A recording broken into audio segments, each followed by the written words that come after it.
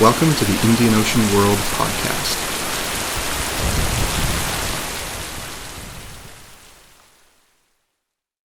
Welcome to the Indian Ocean World podcast. My name is Philip Gooding, a postdoctoral fellow at the Indian Ocean World Centre, McGill University in Montreal, Canada. Our guest today is Dr. Joseph McQuade. Dr. McQuade is the Richard Charles Lee Postdoctoral Fellow in the Asian Institute at the Munk School of Global Affairs and Public Policy at the University of Toronto. He is the Editor-in-Chief at the NATO Association of Canada, and he is affiliated with the Queen's University Global History Initiative and with the Canadian Network for Research on Terrorism, Security and Society. He is also a Managing Editor of the Journal of Indian Ocean World Studies. He achieved his PhD in History from the University of Cambridge, and has recently published his book called A Genealogy of Terrorism, Colonial Law and the Origins of an Idea, with Cambridge University Press. I'm delighted that Dr. McQuade is here to discuss his book and his ongoing research with us today. Joseph, thank you very much for joining us. Thank you very much. It's a real pleasure to be here today. Great. So, Joseph, firstly, can you introduce your book to us? What is A Genealogy of Terrorism, and what were you aiming to achieve with your research? Sure. And so just kind of starting off with the title, one note that I make within the text that I'd like to kind of start with is that the description of it as a genealogy rather than the genealogy is deliberate. And so I do want to kind of say off the bat that it's not intended as being a comprehensive genealogy of the term in all of its forms. Instead, what it is an exploration of British colonial law in India from roughly 1830 to 1930, looking at how within this context the category of terrorism emerged, and then from there drawing connections to a wider global story. So this is a project that certainly is motivated by interests in global history and the history of ideas, but it is also intended to be rooted within the Indian subcontinent and within colonial law specifically.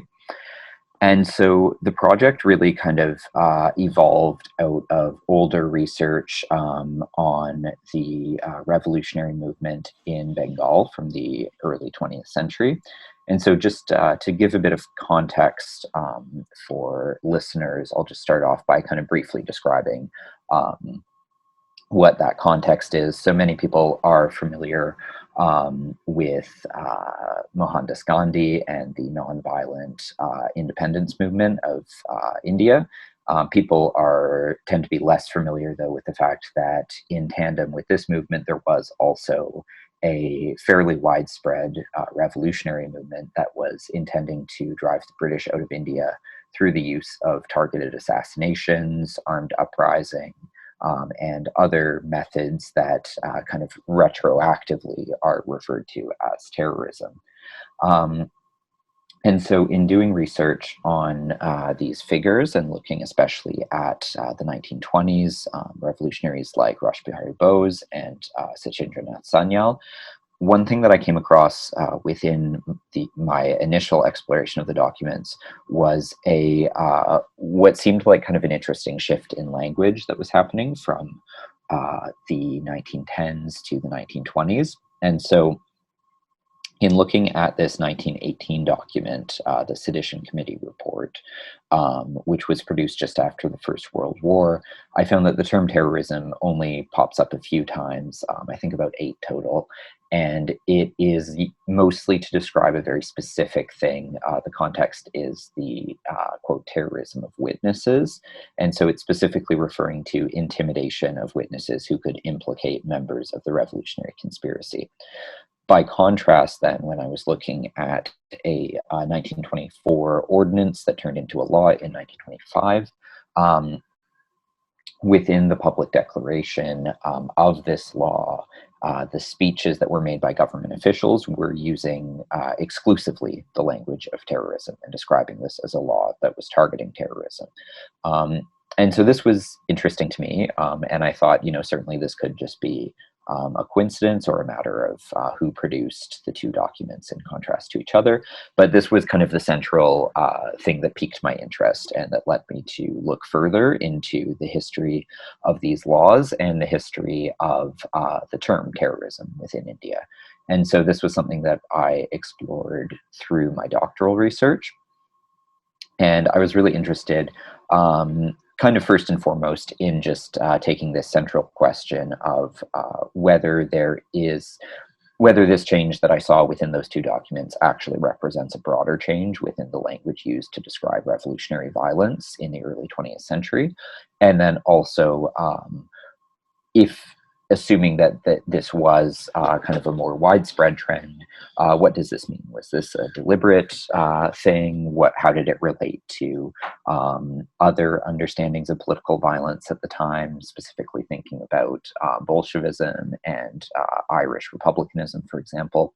And so that was really what was motivating the research. And then as I did research in various archives in Britain, in Geneva, and in India especially, I found that this did seem to reflect a broader kind of linguistic trend in terms of how the revolutionary violence was being described. So I found that in the earlier documents from the aughts and from the 1910s, the term terrorism did appear. It came up periodically, but it was not the primary term that was used to describe revolutionaries who were conducting violence against the colonial state. Whereas when I looked at documents from the 1920s and the 1930s, these actions were almost exclusively described in the language of terrorism. So this was interesting to me. And so this kind of checked that first box of thinking, okay, this isn't just kind of, a one-off as a result of the reading of these two documents. And so then in looking further, I did just find some very interesting kind of patterns in terms of the use. And specifically, I found kind of what every researcher loves to find, which is actually a bit of a smoking gun in the archive where someone is explicitly articulating the thing that I think is going on, but we're always looking for that one thing where someone actually says it out loud. And so this is in an exchange surrounding actually that 1924-1925 law that kind of initially piqued my interest. And in an exchange between the Governor General of India and the Secretary of State back in Britain, there was an earlier draft of that initial document that I looked at that had used the term terrorism to describe the revolutionaries. And in the initial draft that I found of it, the term terrorism actually isn't used once. And so that was sent to the Secretary of State. And so I then kind of found the actual version that had been sent back with red markings on it. And so what the Secretary of State had done is underline the terms revolutionary, which had been used by the Governor General, and written terrorist over top. And so the Governor General, in responding to this, so the Secretary of State doesn't actually explain his rationale, he just makes the edits. But then in responding to it, the Governor General says, I actually think that the term revolutionary is more appropriate in the Indian context. However, I understand that the term terrorism will make this easier to convince our colleagues in the British Parliament of the necessity of the law. So I'm fine with you making those changes, to paraphrase. So this was quite interesting to me because this did indicate that that shift in language was actually, at least on the part of some officials, a conscious effort to shift the way of describing the revolutionaries from revolutionaries to terrorists. And so that is kind of that's kind of the central story of how the project took shape, and then kind of how I felt that it actually warranted kind of the inquiry that I was giving it. And then from there, it was kind of a matter of expanding further, thinking about going kind of both forward and backwards in time. So moving back into the 19th century to see, before the term terrorism started to be used, what are some of the other terms that were used to describe people against whom emergency laws were deemed necessary. And so this led me to look at sources describing the so-called thugs of India, pirates, fanatics, very briefly, this term of running amok, which was used in Malaya. I don't expand too much on that in the book, but this is another term that is kind of in common parlance today. You say someone runs amok. This is also had a very kind of specific medico-legal pathology in terms of what it described about the supposed kind of fanaticism and irrationality of Malayan warriors. And so that was on the one end kind of moving backwards in time, and then also moving forwards in time to 1937, which is the first international law that explicitly targets terrorism. So there had been an earlier convention that had been addressing international anarchism, as it was called, which, I mean, for all intents and purposes, there is a huge amount of kind of cross-pollination in terms of these two categories in this period. But it's 1937 when anarchism has really been replaced by this concern with terrorism. And there we see a lot of conversations happening between heads of state in various governments, including Britain, Romania, Czechoslovakia, and the representative for India, which was a member of the League. I won't get into all of the intricacies of that, but that in and of itself is an interesting story, because India was the only member of the League of Nations that didn't actually have its own sovereignty. So it was British and semi-sovereign princely representatives were the Indian representatives at Geneva, and then were kind of speaking for the Indian population that didn't itself have any kind of actual representation. So, I mean, that's kind of its own interesting story. But so that kind of gave me a chance to look at, to situate this story within a larger context and think about how the term was being understood at the level of international law. And so then, I mean, just kind of thinking about where this falls with my interests and with kind of what I think some of the broader contributions or kind of ways forward from this study are, is I think that this kind of approach will hopefully be valuable for thinking about really the historical context in which terms emerge, the ways that language changes over time, and the ways that that is inflected with a whole range of political and cultural meanings that are specific to the context in which it's occurring. So when we now use terms like terrorist or thug or someone running amok or a fanatic, these are all terms that are actually very commonly used today, but all of them have very specific colonial genealogies and are specifically linked to this longer history of really of a colonial state that was, as I describe it within the book, kind of simultaneously anxious and violent, in that a lot of colonial officials, were not kind of the cool detached bureaucrats that were previously referred to. These are people coming with their own cultural suppositions and fears and all of that. But at the same time are representing a deeply authoritarian state that had the capacity for extreme violence against its own subjects. And then I kind of mention a few examples, like the executions of Namdari Sikhs, or the reprisals after 1857, or the Amritsar massacre. But so, so this kind of tension between that anxiety on the one hand and the capacity for state violence on the other hand is really, it's at the intersection, I think, of these two themes that we see these terms emerging as ways of labeling groups that are viewed as threatening by the colonial officials.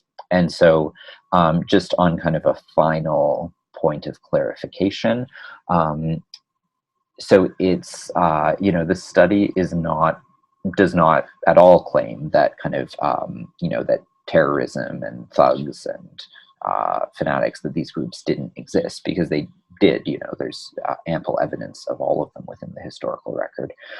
But it's more about how in really all of these cases that I've personally investigated, when you actually do the kind of deeper archival digging and look at what is going on in local contexts, you usually see that these groups that are labeled with these very kind of universalizing terms. So terrorists are seen as kind of terrorism is something that's seen as kind of transcending borders and being a global category of analysis, when actually when we go and we look at the revolutionary movements, we see a wide range and the kind of overlap between so-called terrorists versus revolutionaries versus, even as I argue in chapter 3, nonviolent political activists as well. There is a lot of slippage between these because terrorism often is more of a tactic than an identity marker. And so when it is instead imbued with that sense of being an identity marker, it becomes a way of homogenizing what is actually a very heterogeneous category. And the same really applies if you look at Kim Wagner's work on Thuggee. We see that the so-called thugs, who were seen as this kind of pan-India organized conspiracy of Kali worshippers that had a specific set of rituals and their own language, really what we see is actually a very kind of loose collection of different bandit networks and highwaymen and demobilized retainers. And then so the same goes for pirates and the same goes for fanatics. And so when we say that these categories are being produced or constructed, it's not that they're being conjured out of thin air, but it's that they are being articulated in a specific way or through specific legal measures in response to threats that may or may not be legitimate, but which are then kind of articulated in a way that is intelligible to colonial officials, and which can often be really at odds with the way that they would have been understood within kind of local or indigenous societies. Thanks for that, Joseph. Yeah, it's a really fascinating book, and I really enjoyed reading it. I'm really pleased that you introduced it to us as well. Just very much on a broad level, terrorism is a word that we're all very familiar with. It's a word that hits our airwaves frequently, all the time. And I just wondered, how much does this present context shape your research and also shape your interest in the research as well? Mm-hmm. Yeah, I mean, I think that's a great question. I mean, I'm definitely part of this generation that has grown up within the context of, the war on terror. I mean, certainly nowhere, comparable to the extent to which that's been true for people in the Middle East or Central Asia or other parts of the world. But I think for anyone who has kind of grown up, around kind of the turn of the 21st century, this was really the defining global event, and I think continued to be until this year, really, whereas now kind of that's probably true of coronavirus. And so probably in 2040, we'll see this big emergence of scholarship on, pandemic disease. So yeah, I think that definitely, there's no denying that has kind of shaped my interest. I very distinctly remember 9/11 because it was my 11th birthday. So I have, very clear memories of that happening and of kind of everything that followed that. And so certainly I think it's impossible to think about terrorism today without approaching it to some extent from that perspective of the present.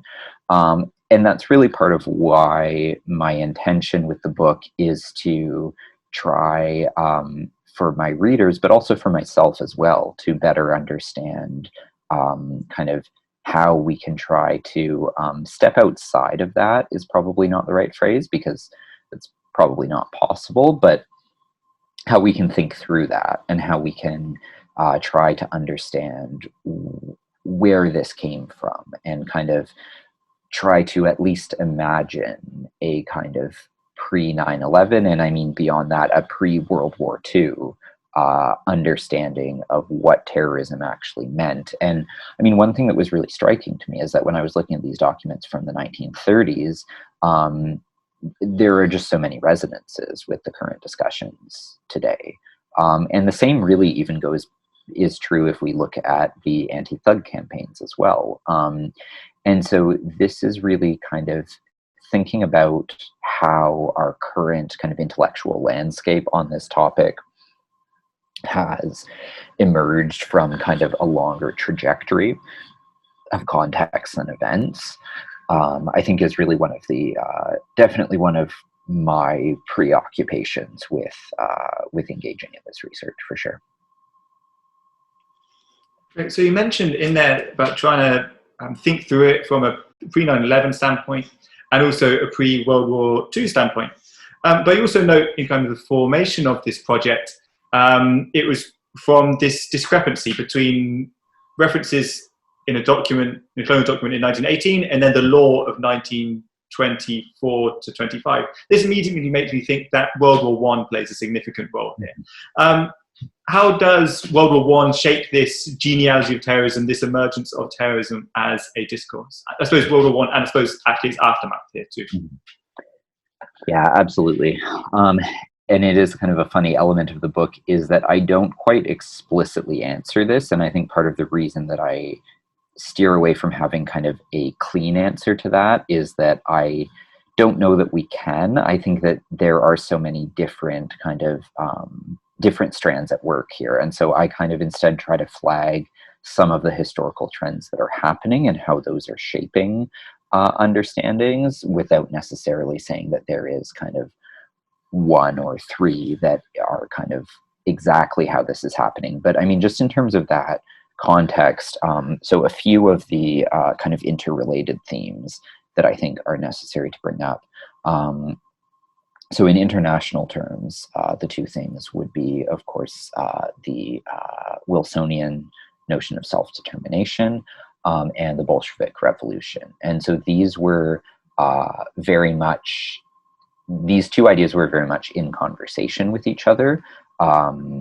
Wilsonian self-determination and kind of Bolshevik ideas about international revolution were really kind of working as competing themes from the beginning. And so, you know, we're very familiar with the Cold War, but this is, you know, as scholarship has shown, there is kind of an international, not a Cold War, but a kind of battle of ideas between these two strands of international thought. And so just in terms of their consequences, so, I mean, Bolshevism, like the French Revolution in 1789, which totally shaped the politics of the 19th century, the Bolshevik Revolution in 1917 really kind of lays the groundwork for the possibility of imagining toppling a state that seems invincible. And so for many, you know, whether in kind of political or nationalist or ethnic terms, you know, that revolution could come to mean a range of things for a range of people. And so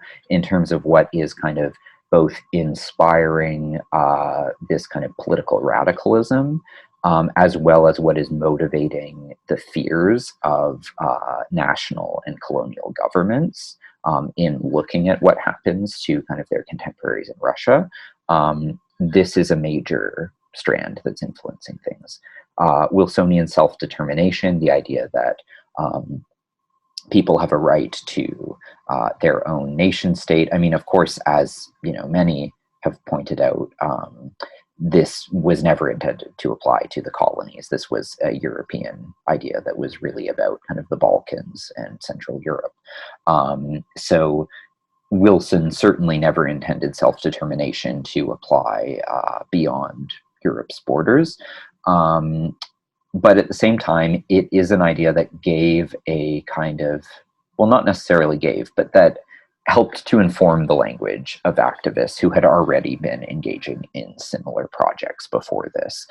So nationalist movements like that in India did not come out of self-determination. It wasn't kind of that, you know, Wilson declared this and suddenly people were picking up on it. They had already been fighting for this for, you know, decades prior. But what it did was it gave a kind of international legitimacy to this specific type of language because it was being articulated by a US president as being the kind of stated goal of the international system and of the global order. And that made it harder to argue against using kind of the pre-war vocabularies. And so I think that this is part of what shaped this kind of need for a new vocabulary. And then, so those are two international strands. And so, I mean, like I said, there are a lot of things, so I will just touch on one more in terms of the so those are kind of at the global level. Then at the local level in India, the First World War is profoundly important in a number of ways. I mean, it's really coming out of the war, this attempt to maintain the emergency legislation passed to police revolutionaries, which I discuss in chapter 3. So the kind of attempt to maintain this and the political instability generated is really what leads to the Amritsar massacre in 1919, and this is really what kind of pivots Gandhi from being someone who was in favor of, who was against racial discrimination, or at least racial discrimination against Indians. He was fine with it against Africans. So he, before this, was really more interested in kind of critiquing elements or laws within colonialism, but it's really after the Amritsar massacre that he becomes very disillusioned with colonialism in general as a system of government. And the other thing then that comes of this is that we have the rise of mass nationalism, and Gandhi really is able to mobilize huge numbers of people. And so what before had been kind of a debate within the Indian National Congress between the so-called extremist and moderate wings becomes really an all India phenomenon. And so this, I think, is another thing that makes it harder for the colonial state to dismiss nationalist aspirations as such, because it becomes something that, and again, kind of through this language of self-determination, through this outreach to large numbers of the Indian public, and then through the kind of transnational networks of solidarity and support that Indian activists are able to build during this time, it becomes a lot harder to just kind of, on the face of it, dismiss nationalist aspirations as such. And so instead, it becomes kind of a matter of constructing these kind of very vague timelines, using these more kind of general terms like responsible government rather than self-determination. But within there, you do really see this shift in language. And so I think that this, all of these things kind of taken together are kind of laying the groundwork for this new category of the terrorist, which becomes kind of a figure that can be positioned outside of the struggle for self-determination or outside of the nationalist movement, because these colonial officials start to refer to the terrorists as being kind of enemies of their own country. So they're not viewed as being legitimate politicians. They're viewed as being these kind of people who just want violence for the sake of violence. And I think that it's really the post-war kind of broader political landscape that is making that more necessary as a strategy. Wonderful. And one of the things you mention in the book that might be kind of in support of this colonial paradigm was the idea of revolutionaries using propaganda by bomb.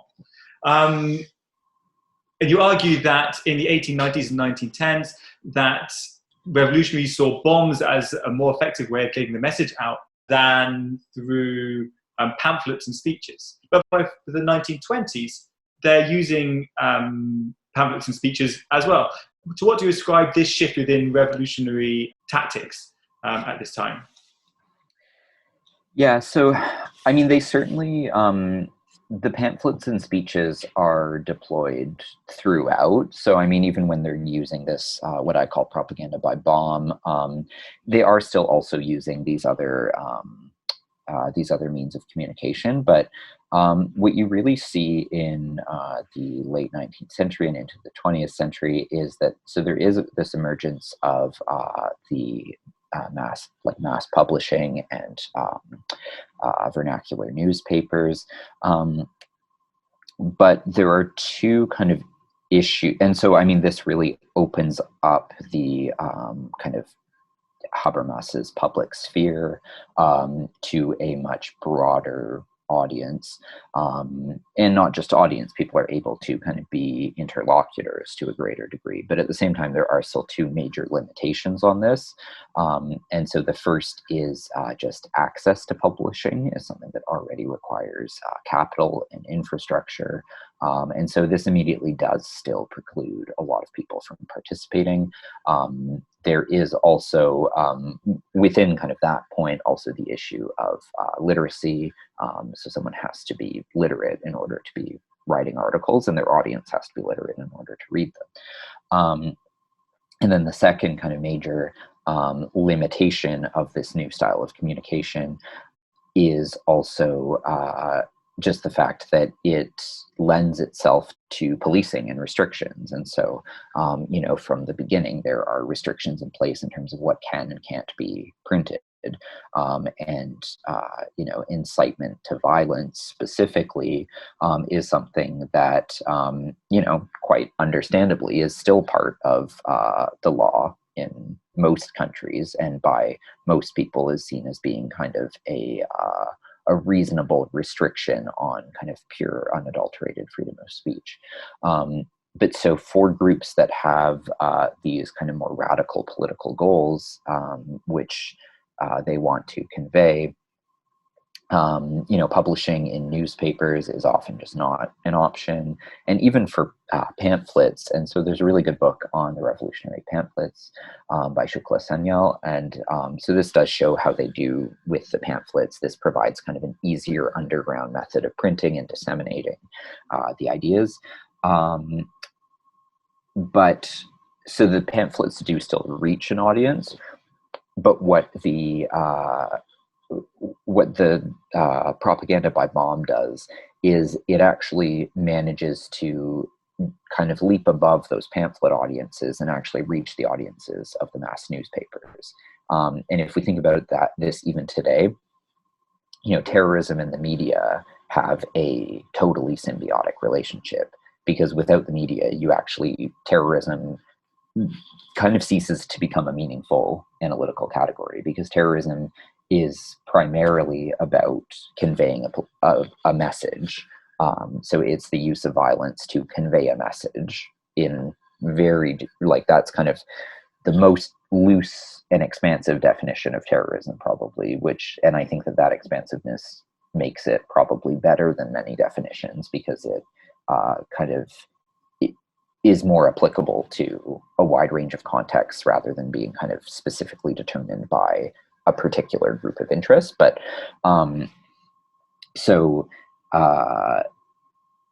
what happens then with this relationship between terrorism and the media is that when you have an attack carried out by terrorists, whether we're dealing with the current contemporary setting or a historical setting, it gets reported on, because it makes for interesting news. People buy newspapers that talk about terrorism. People subscribe to websites that talk about terrorism. And so despite the fact that in the majority of contexts, there are some exceptions to this, but in the majority of contexts around the world, terrorism accounts for far fewer fatalities than, any number of things, whether you want to talk about car accidents or heart disease but it's something that kind of captures people on a visceral level. People want to read about it. And so in this sense, the media really, even when it is critical of terrorism, even when it is condemning terrorism, it is actually really serving the function of terrorism, which is spreading the message of the deed to a wide audience in a way that if no one reported on terrorism at all, people would still hear about acts of violence, but it wouldn't really be terrorism. Maybe in local contexts it would. People would still be terrorized in local contexts, but it wouldn't have that kind of international currency that it has. And so that, I think, is really the distinction between the pamphlet publishing versus the propaganda by bomb, is that the pamphlets are able to reach certain audiences of people who are interested in reading this material. So you can distribute them and people will pass it to other people in their network and say, oh, this is interesting, let's take a look. Whereas with terrorism, people who have no interest in it or people who are critical of it are still very much aware of it because it's on the front page of the newspaper. So in this sense, is the message, in terms of the readership of the newspapers, is the message attempted to cause fear amongst the colonizer? But also, does violence in and of itself, in this colonial context, did it serve as a recruiting tool as well? And I kind of want to, my perspective coming into this would be, is from independence wars in Africa. And Frantz Fanon is one of the major thinkers here. And he writes in Wretched of the Earth, and I don't think he references India in Wretched of the Earth, and I'd have to reread it again but I think there might be some applicability here, which maybe you could contact on. And he writes, at the individual level, violence is a cleansing force. It rids the colonized of their inferiority complex, of their passive and despairing attitude. It emboldens them and restores their self-confidence. In this, do you see this as something that the revolutionaries are trying to do through their propaganda by bomb as well? Yeah, absolutely. And this is a common, masculinity plays a very central role to terrorism, to revolutionary networks, to insurgency, whatever kind of label you want to apply to it. But masculinity is really central as a kind of, as a recruiting strategy and as a form of belonging that is provided by these networks. And so I discuss a bit in chapter 2, these samites, these organizations, and how they are kind of structured along the lines of this cultural rejuvenation and a physical, physical fitness. They're kind of, I describe a bit of kind of the daily routine that's mapped out, which probably wasn't actually followed in practice because it's quite insanely rigorous. But it basically consists of kind of interchanging of physical training and studying religious and cultural texts are basically the two kind of main things. And so this is the other kind of element of it when we think about it, and how local context matters. From this standpoint, I mean, there are a number of reasons why this starts off in Bengal, but one of them is certainly the fact that Bengal is where you have this discourse of the effeminate Bengali man, who is dismissed within colonial discourse, within colonial culture, as being kind of unmanly, feeble. And if you look at, for example, the army composition of the Indian Army going into the First World War, I forget the exact numbers, but the number of Bengalis who are in the army is very low, and the number in combat roles is just totally negligible when you think about the proportion of Bengalis in the overall Indian population. And I mean, if you look at a specific example of Rash Bihari Bose, who's one of the revolutionaries I talk about, I believe he tried to join the Indian Army at one point and was denied. And there were certainly a few of the revolutionaries who that was the case for. And so you do really see that there is this desire to kind of, within the pamphlet literature too, there are specific kind of calls to for young men to prove themselves as men. There is this personification of India as a mother who is being kind of dishonored by the British, who's being kind of ravished by the British. And so it is the responsibility of the Indian men to prove themselves as men by protecting the honor of the kind of personification of India. And then also there are specific references to Indian women within the pamphlets too, where it says, you know, your daughters and your sisters and your mothers are being dishonored by the British. Like, you need to prove yourselves as men. So yeah, I think that this is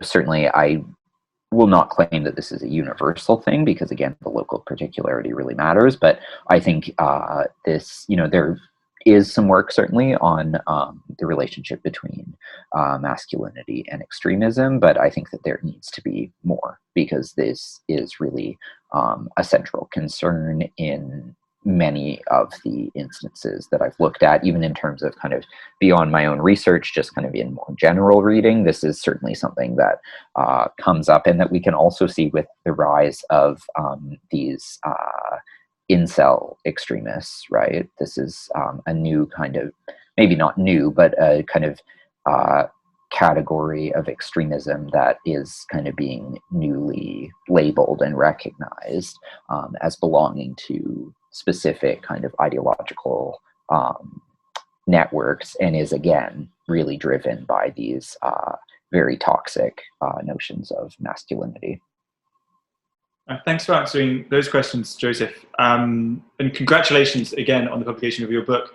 Before we let you go, though, do you want to just share with us what you're working on now? What's your next project? Sure. Yeah. Thank you. So this is something that as a postdoc, you're really supposed to, you apply with your second project, but then you spend the whole time working on your first project. So that's really been my experience. So it is really interesting now to actually have the book finished and be able to start really thinking properly about my next project. But kind of where it is at now and the direction that it's going is moving into the post-colonial period, looking at the, similar to how this book does, kind of looking at the broader Bay of Bengal region. So India, modern day Bangladesh, and then also moving into Myanmar. Continuing to look at emergency laws, looking at the continuities of emergency laws, many of which specifically build on earlier colonial precedents. But then also kind of looking at some of the other factors that are driving political instability and ethnic conflict in the region, specifically as it pertains to environmental change, environmental difficulties, as well as new infrastructural projects and kind of the political economy of the developmental post-colonial state. Mining operations, infrastructure construction, China's New Belt and Road Initiative will kind of be the most current iteration of this and will likely drive things kind of going forward, but then also just looking at kind of this broader role between the political economy of development and the kind of displacement of local and indigenous groups, and then the kind of formation of separatist movements and new kind of political constituencies as a response to this. That sounds absolutely wonderful. I can't wait to hear more about that as it comes to fruition.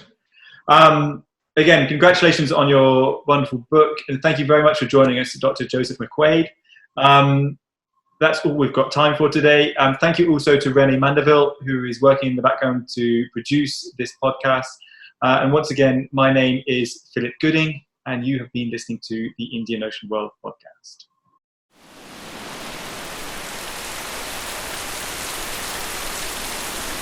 The Indian Ocean World podcast would like to acknowledge the generous support of the Social Sciences and Humanities Research Council of Canada.